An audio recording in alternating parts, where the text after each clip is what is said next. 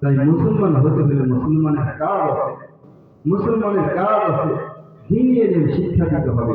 দিনী এলেম, একমাত্র দিনী এলেমই মানুষকে মুসলমান বানায়। যদি দিনী এলেম, কোরআন সুন্নাহর এলেম না থাকে, কোরআন সুন্নাহর এলেম না থাকে, তখন আর মানুষ থাকে না। তখন মানুষ আর মানুষ থাকে না। এজন্য কোরআনের এলেম, সুন্নাহর এলেম শিক্ষা দিতে হবে। ইন্ডিয়ার, ভারতের বাদশাহ আকবর নাম শুনছেন? বাদশাহ আকবর নাম শুনছেন?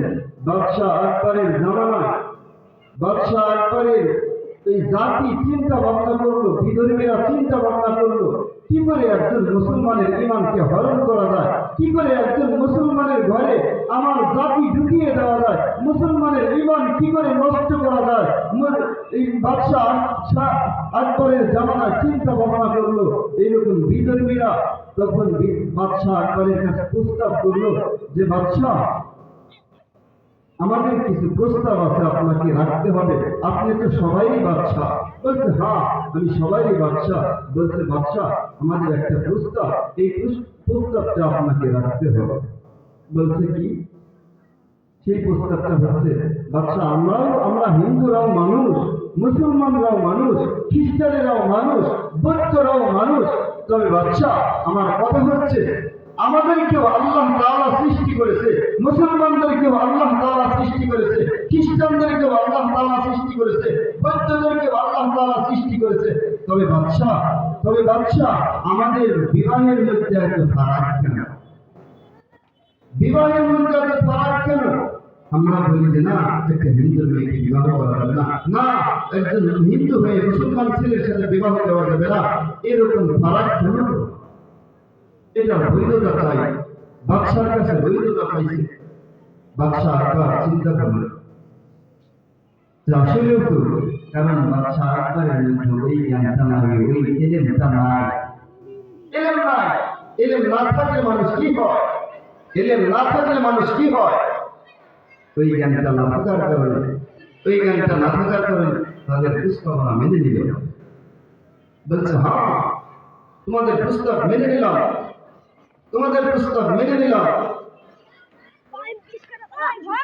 তো বাদশাহ আকবরের এই প্রস্তাব, বাদশাহ আকবরের কাছে প্রস্তাব রাখলে, বিধর্মীরা প্রস্তাব রাখলো যে, না, এটাকে বাস্তবায়ন করতে হবে, এটাকে বাস্তব রূপ দিতে হবে। তখন বাদশাহ আকবর একটা ধর্মসভার আয়োজন করল। এই ধর্মসভার মধ্যে সমস্ত ধর্মের লোকেরাই থাকবে। সেখানে 300 দরবারি মুফতি ছিল, ভাড়াটিয়া সরকারি মুফতি যাকে বলা হয়।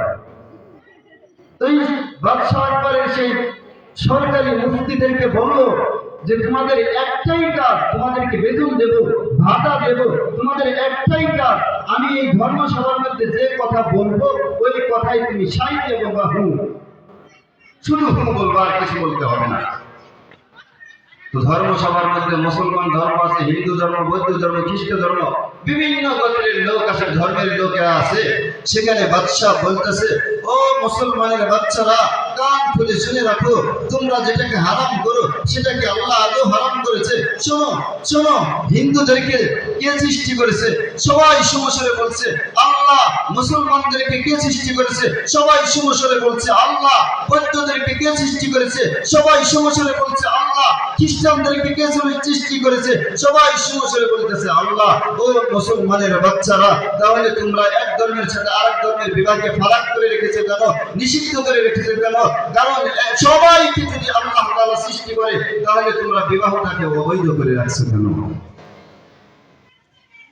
সবাই জ্ঞান হারিয়ে ফেলছে। ওই ধর্মসভার মধ্যে যত মুসলিম জাতি ছিল জ্ঞান হারিয়ে ফেলছে। 9 বছরের আহমদ শের হিন্দ মাদ্রাসার ছাত্র, কয় বছর বয়স? 9 বছর বয়স। আহমদ শের হিন্দ যখন দেখলো আমার জাতি, আমার মুসলমান আজ বিজাতি হয়ে যাচ্ছে, ইমান থেকে হারিয়ে ফেলছে, বিদাতিরা বাচ্চা আকবরের মতো একজন লোক আমাদের ইমামকে হরণ করে নিয়ে যাচ্ছে। এখানে আমি কি করব? 9 বছরের আহমদ শেরহিন দৌড়ায় গিয়ে বাচ্চা আকবরের স্টেজে উঠে বলছে, বাচ্চা হে, আমার কিছু কথা আছে, আমাকে সামনে লেগে দাও, আমি কিছু কথা বলতে চাই। তুই কি বলবি? তুই ছোট্ট একটা বাচ্চা, বলছে আমাকে সামনে লেগে দেন, আমি কিছু কথা বলতে চাই।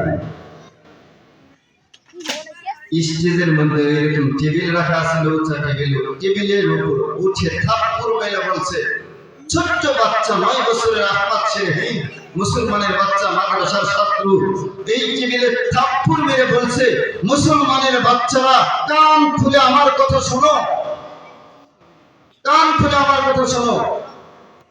সবাই হতভম্ব হয়ে গেছে। এত ছোট বাচ্চা, এত ছোট বাচ্চা, এ কি বলবে? এত পাওয়ার ঝালমরিচ, কি বলবে দেখি শুনি। সবাই ধ্যান দিয়ে ছোট্ট বাচ্চার কথার দিকে নজর রাখছে, কান দিছে, ছোট্ট বাচ্চা কি বলে। এই ছোট্ট বাচ্চা বলতেছে, মুসলমানের বাচ্চারা ছাগলকে সৃষ্টি করেছে। মুসলমান সবাই সুমরে সুরে বলতেছে, আল্লাহ শুকুরকে সৃষ্টি করেছে। সবাই সুমরে বলছে, আল্লাহ ও মুসলমানের বাচ্চারা প্রস্রাবকে সৃষ্টি করেছে। সবাই সুমরে বলতেছে যে আল্লাহ মুসলমানের বাচ্চারা ভালো করে শুনে রাখো, দুধ যে পান করো, এই দুধটা সৃষ্টি করেছে কে? সবাই সুমরে বলছে আল্লাহ। বলছে মুসলমানের বাচ্চারা এবার তাহলে বোঝো, ছাগলের গোশত খাও, শুকুরের গোশত খাও না কেন, মুসলমানের বাচ্চারা দুধ পান করো, প্রস্রাব পান করো না কেন? আল্লাহু আকবার। আহমদ শেরহিন 9 বছরের বাচ্চা, 9 বছরের একটা মাদ্রাসার বালক, পুরা জাতির ঈমানটাকে ফিরায় নিয়ে আসছে। মাদ্রাসায় দিলে কি লাভ? মাদ্রাসায় দিলে কি লাভ? পুরা জাতির ঈমানটাকে ফিরিয়ে নিয়ে আসছে। রাসূল করিম সাল্লাল্লাহু আলাইহি ওয়াসাল্লামের জামানায় একবারই একজনের 2টা সন্তান ছিল। এই 2টা সন্তানের একটা সন্তান রাসূল করিম সাল্লাল্লাহু আলাইহি ওয়াসাল্লামের কাছে আসতো। আয়েশা রাসূলের দরবারে পড়ে থাকতো। তার বড় ভাই কাজ করে সংসার চালাইতো। বড় ভাই বিচার নিয়ে আসছে যে ইয়া রাসূলুল্লাহ, ইয়া হাবিবাল্লাহ, আমরা দুই ভাই, আমি একাই কাজ করি, আমার ভাই শুধু আপনার দরবারে পড়ে থাকে। বলছে, শোনো, তোমার ভাই যে ইলম শিক্ষা করার জন্য আমার দরবারে পড়ে থাকে, তোমার ভাইয়ের জন্যই তুমি রিজিক পাও। সুবহানাল্লাহ। এই যে ইলমে দিন চর্চা হয় বিধায়, ইলমে দিন চর্চা হয় বিধায় আমরা রিজিক পাই। কার কথা? রাসূলের কথা। যে ইলমে দিন চর্চা হয় বিধায় সবাই রিজিক পায়, তাহলে রিজিক পাইতো না। ইলমে দিনের চর্চা হয় বিধায় দেশের মধ্যে আল্লাহর লানত পড়ে না, দেশের মধ্যে আল্লাহর লানত পড়ে না। অনেকেই সারা রাত জেগে গুনাহের কাজে লিপ্ত থাকে, আর পাশেই নওরুবি মাদ্রাসায় রাত 3টার দিকে ওঠে কোরআনের পাখিগুলা কোরআন হাতে নিয়ে আল্লাহ তাআলার কালামুল্লাহ শরীফ পড়ে, আল্লাহ তাআলার সাথে তাদের তাআল্লুক, তাহাজ্জুদের সাজদা লাগিয়ে নওরুবি মাদ্রাসার ছাত্ররা তাহাজ্জুদের সাজদা লাগিয়ে আল্লাহ তাআলার কাছে কামনা করে, মালিক হে, ও মালিক, আমাকে মাফ করে দাও, আমার জাতিদেরকে মাফ করে দাও, আব্বা আম্মারে মাফ করে দাও। আল্লাহ এই এলাকায় আপনার খাস রহমত বরকত বর্ষণ করে। সুবহানাল্লাহ। আল্লাহ তাআলার লানত, আল্লাহ তাআলার আযাব, আল্লাহ তাআলার গজব দিয়ে আসতেছিল, কিন্তু তাদের দোয়া যখন তারা নেক কাজ করা শুরু করলো, আল্লাহ সুবহানাহু ওয়া তাআলা তার এই গজবটাকে সরিয়ে দিলেন। আজ মাদ্রাসায় ইলম চর্চা হয় বিধায় আমাদের উপর গজব পড়ে না। দামেস্কের এক আলেম আব্দুর রহমান নামক এক শায়েখ, এই শায়েখ আব্দুর রহমান, তিনি কবর খননের একটা পেশা ছিল তার, কবর খনন করত। কিছুদিন পর একজন মহিলা আসছে যে আমার একটা কবর খনন করে দেন, এই মাপে একটা কবর খনন করেন। তখন কবর খনন করছে। দেখে কবরে লাশ রাখার সাথে সাথে কবরটা প্রশস্ত হয়ে যায়, আর ওই লাশটা নাই হয়ে যায়। কবর সজীব হয়ে যায়, সাদা হয়ে যায়। সাদা হয়ে যাওয়ার সাথে সাথে দুইজন লোক আসে ঘোড়া নিয়ে, ঘোড়ার উপরে উঠায় তাকে নিয়ে চলে যায়। এটা শুধু আব্দুর রহমান নামক এই শায়েখ দেখছে, দামেস্কের শায়েখ, তিনি দেখছে। তো তার কিছুদিন পর ওই একই মহিলা আবার আসছে, বলছে যে আমার এই মাপে আর একটা কবর খনন করে। কবর খনন করছে, ওই লাশটাকে কবরে রাখার সাথে সাথে পূর্বের ন্যায় কবর প্রশস্ত হয়ে গেছে, সজীব হয়ে গেছে। দুইজন অশ্বরোহী এসে ওই লাশটাকে নিয়ে চলে যায়। শুধু সেই দেখে, আর কেউ দেখে না ওখান থেকে। তখন আব্দুর রহমান এই শায়েখ জিজ্ঞেস করছে যে আপা, যাদেরকে দাফন করা হইল এরা আপনার কি লাগে? মহিলা কান্না করে, কান্না কাপা কাপা কণ্ঠে বলছে যে শোনেন, এই বাচ্চা দুটো হচ্ছে আমার সন্তান, আমার ছেলে। আগে যে ছেলেটা ছিল, এই ছেলেটা তালিবুল ইলম শিক্ষা করত, মাদ্রাসার ছাত্র ছিল। এই বলছে হ্যাঁ কি হয়েছে, যে পরের ছেলেটাকে বলছে পরের ওটাও আমার ছেলে। আমার ছেলে কাঠমিস্ত্রির কাজ করত, এই কাঠমিস্ত্রি সন্তান আমার, এই সন্তানটা সংসার চালাইতো, ভাইয়ের পড়ালেখার খরচ চালাইতো। আল্লাহু আকবার। তাদের এই দুই ভাইয়ের আগের জন ইলম অন্বেষণ করছে বিধায় আল্লাহ সুবহানাহু ওয়া তাআলা তার কবরটাকে প্রশস্ত করে দিয়েছে, জান্নাতের বাগান বানিয়ে দিয়েছে। রাসূল বলেন তিরমিজি শরীফের হাদিস, আল কবর রাউযাতুন মিন রিয়াদিল জান্নাহ আও হুফারুন মিন হুফারিন নার। এই কবর কারোর জন্য জান্নাতের বাগান, কারোর জন্য জাহান্নামের গর্ত। ওই তালিবুল ইলমের কবরটা জান্নাতের বাগানে রূপান্তরিত হয়ে গেছে। সুবহানাল্লাহ। ইলম অন্বেষণ করছে, ইলম অন্বেষণ করছে। আজকে হাদিস পড়লাম যে যে লোক একজন মাদ্রাসার ছাত্র, সে ঘর থেকে নিয়ত করে বের হয়েছে আমি ইলমে দ্বীন অন্বেষণ করতে যাব, আমি ইলম শিখতে যাব।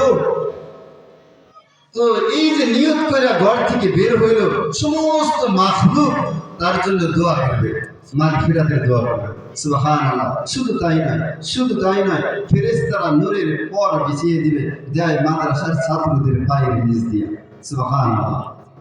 ইলমে দ্বীন শিক্ষা করলে তাদের পাওয়ার, তাদের সম্মান আপনাদের কাছে না থাকলেও স্বয়ং আসমানওয়ালার কাছে, আল্লাহ তাআলার কাছে এই জমিনে যদি আপনারা সম্মান নাও দেন, কিন্তু আসমানওয়ালা একজন তালিবুল ইলমের সম্মান ঠিকই দেয়। তো ওই কবরে তালিবুল ইলমকে রাখার সাথে সাথে কবরটা সজীব হয়ে যায়, কবরটা সজীব হয়ে যায়। তো সে দেখছে তারপরের যে কবর ছেলেটাকে রাখছে, ওটার কবরও ওই একই হয়ে গেছে। তো জিজ্ঞেস করছে আপনার ছেলেদের এই পরিস্থিতি? বলছে পরেরটা তো আমার কাঠমিস্ত্রি ছেলে, এই ছেলে কাঠমিস্ত্রির কাজ করতো, তবে এই ছেলেটা সংসার চালাইতো আর ভাইয়ের পড়ালেখার খরচ চালাইতো। তখন বলছে যে তাদের দুই ভাইকেই আল্লাহ সুবহানাহু ওয়া তাআলা এই মর্যাদা দান করছে। তো ভাইরা আমার, মাদ্রাসায় যদি আপনার সন্তানকে পড়ালেখা করতে দেন, মাদ্রাসার সন্তান জানে আল জান্নাতু তাহতা আকদামিল উম্মাহাত। বেহেশত কার পায়ের নিচে? মায়ের পায়ের নিচে। এটা মাদ্রাসার ছেলেরা জানে, তাদেরকে মুক্তভাবে পড়ায় যে আল জান্নাতু তাহতা আকদামিল উম্মাহাত। বেহেশত বেটা তোর মায়ের পায়ের নিচে, অর্থাৎ তোর মায়ের সেবা শুশ্রূষা করবি, মায়ের খেদমত করবি, আল্লাহ তাআলা রাজি হয়ে তোকে জান্নাত দিয়ে দিবে। সুবহানাল্লাহ। এই বেটা শোন, রিজাল রব্বি ফি রিজাল ওয়ালিদি ওয়া সাখাতুর রব্বি ফি সাখাতিল ওয়ালিদি। এই বেটা শোন, তোর বাবার সন্তুষ্টিতে স্বয়ং আসমানওয়ালা সন্তুষ্টি হয়ে যায়। তোর বাবার ওয়াসাখাতুর রব্বি ফি সাখাতিল ওয়ালিদি, তোর বাবার অসন্তুষ্টিতে আসমানওয়ালা অসন্তুষ্ট হয়ে যায়। তাই মাতা পিতার সাথে বেয়াদবি করিস না। এটা ছোট্টবেলায় নক্তবের বাচ্চাদেরকেই শিখায়। এই সন্তান মা বাবার সাথে বেয়াদবি করবে, মা বাবার সাথে বেয়াদবি করার কোনো প্রশ্নই ওঠে না। ওদেরকে ওই শিক্ষাই দেয় না যে বেয়াদবি করবে। তাই ভাইরা আমার, আপনাদের সন্তানদেরকে যদি আপনারা মাদ্রাসায় দেন, দ্বীনি ইলম শিক্ষা করতে দেন, এই দ্বীনি ইলম শিক্ষা করতে দিলে যদিও দুনিয়ার মানুষ তাদেরকে ফকির বলে, দুনিয়ার মানুষ কত কথাই বলে, কাঠ মোল্লা, পেট মোল্লা, বিভিন্ন কথা বলে, কিন্তু আল্লাহ সুবহানাহু ওয়া তাআলা আমার শাইখ বলছে, আমার শাইখ আল্লামা মাহমুদুল হাসান সাহেব বলছে, যদি তোমাদেরকে কাঠ মোল্লা বলবে, তোমাদেরকে সমাজ থেকে কাঠ মোল্লা বলবে, পেট মোল্লা বলবে, তাদের জন্য তাদেরকে হাসি করে যদি পারো কিছু উপহার দিবে, কারণ তারা তোমার সাক্ষী। তোমার যে কুটুক্তি করে এই কাঠ মোল্লা, পেট মোল্লা বলছে, আমার শাইখ আল্লামা মাহমুদুল হাসান শাইখে যাত্রাবাড়ি বলছে, যদি পারো পুরস্কার দিবে, কারণ হাসরে মাহশারাতে তাকে তুমি জিজ্ঞেস করবা যে কি মিয়া দুনিয়ার মধ্যে আমাদের নিয়ে খুব হাসি তামাশা করছো, আজ তোমার স্তর কোথায় আর আমার স্তর কোথায়, তোমার স্তর কোথায় আর আমার স্তর কোথায়। আজ উলামায়ে কিরামদেরকে নিয়ে কটূক্তি করা হয়, মাদ্রাসার ছাত্রদেরকে নিয়ে কটূক্তি করা হয়। যদি বিবাহ আলেম উলামা গিয়ে না পড়াইতো তাহলে সন্তান কি বিবাহ ছাড়া সন্তান হলে তাদেরকে কি বলে, কি বলে? উলামায়ে কিরামদেরকে নিয়ে এরকম টিটকারি করা হয়। যদি আপনার মায়ের বিয়ে, আপনার বিবাহ না হয় তাহলে কোথায় যাবে, কোথায় যাবে? আপনি একটু তলের দিকে তাকায়েন। এই উলামায়ে কিরামদেরকে রাসূল করিম সাল্লাল্লাহু আলাইহি ওয়াসাল্লাম বলেছেন, ফাদলুল আলিমি আলাল আবিদি কাফাদলি আলা আদনাকুম। ও আমার সাহাবীরা শুনে রাখো, তোমাদের কাছে আমি রাসূলের যে দাম, একজন খাঁটি আলিমের দাম সাধারণ মানুষের কাছে এইরকম, এইরকম। আল্লাহ রাসূল বলেছেন, আল উলামা ওয়ারাসাতুল আম্বিয়া, উলামায়ে কিরাম হচ্ছে আর নবী রাসূলদের ওয়ারিস। উলামায়ে কিরাম হচ্ছে নবী রাসূলদের নায়েব, তাই তাদের সাথে বেয়াদবি করবেন না, তাদের সাথে বেয়াদবি করবেন না। যে কাঠ মোল্লা, পেট মোল্লা যাই বলে, সময় হলে এদেরকেই কাজে লাগে, সময় হলে এদেরকেই কাজে লাগে। মারা গেছে জানাজা পড়ালে এদেরকেই দেখতেন, তখন আপনি নিজেও পরে ওই যে আমার দাদা হুজুর, এটা আমার দাদা হুজুরের একটা ঘটনা বলেছি, সে দিতেছেন, সে জজ, এই দাদা হুজুর একজনের জানাজা পড়াইছে, তার যে মারা গেছে তার সন্তান হচ্ছে জজ।